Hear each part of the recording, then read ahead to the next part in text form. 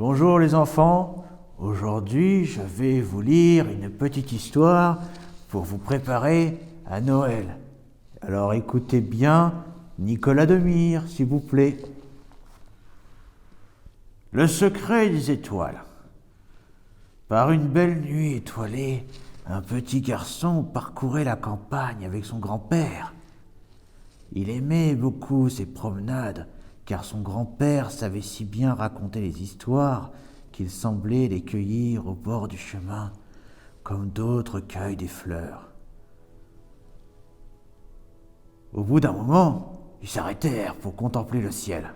« N'est-ce pas merveilleux ?» dit le grand-père. « On dirait que les étoiles nous font des petits signes de lumière. »« Oh oui !» répondit l'enfant, fasciné.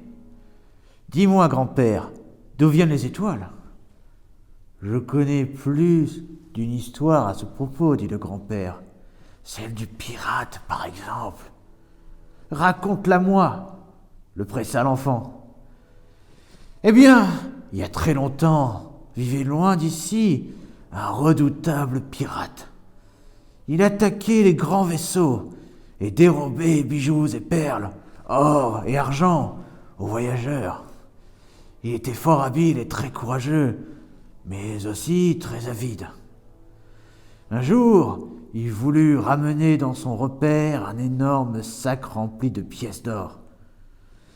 Mais le sac était si plein qu'il éclata, et toutes les pièces furent projetées jusqu'au ciel. Elles y sont restées et brillent toujours là-haut. Oh, alors, ce sont des pièces d'or. C'est magnifique, s'émerveilla le petit garçon. Attends, c'est peut-être autre chose, poursuivit le grand-père en souriant. Écoute cette autre histoire. Il était une fois un grand magicien, renommé dans le monde entier pour ses talents extraordinaires. Un soir, qu'il s'ennuyait, il fit apparaître dans son chapeau un monceau de pierres étincelantes. Après quoi, il s'endormit. Mais soudain, une chauve-souris effrontée vint lui chatouiller le nez. Il sursauta, attrapa son chapeau, et lorsque d'un grand geste il voulut le remettre sur sa tête, toutes les pierres allèrent s'éparpiller dans le ciel. Depuis, elles brillent toujours au-dessus de nous. Il n'a pas dû être content, le magicien, dit le petit garçon en riant. Mais le grand-père avait encore une autre histoire.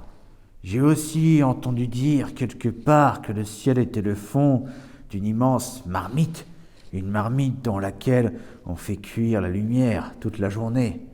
Imagine. Et pour qu'elle ne brûle pas, il faut la remuer sans arrêt.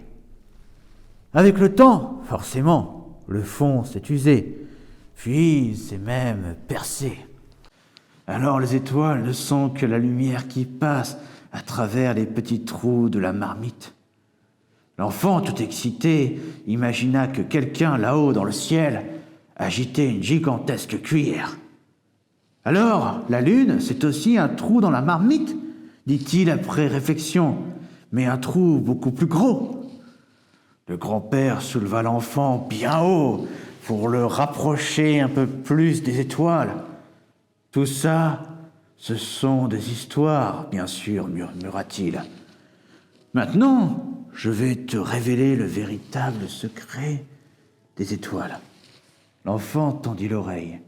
« Chaque étoile que tu vois est un vœu fait par un enfant. À chaque fois qu'un enfant souhaite très fort quelque chose, une nouvelle étoile apparaît dans le ciel. Et elle y reste jusqu'à ce que son vœu se réalise. Quand tu regardes le ciel, pense à tout ce que tu souhaites. Les étoiles sont des signes qui te disent de ne jamais y renoncer. Et le jour où l'un de tes vœux sera exaucé, une magnifique étoile filante traversera le ciel. « C'est beau, » murmura l'enfant. « Mais dis-moi, grand-père, je peux faire un vœu maintenant ?»« Bien sûr, » répondit le grand-père en riant. « Plus il y en aura, plus le ciel sera lumineux. » L'enfant se serra contre lui et fit le plus merveilleux des souhaits. Et ensemble, ils scrutèrent le ciel à la recherche d'une nouvelle étoile.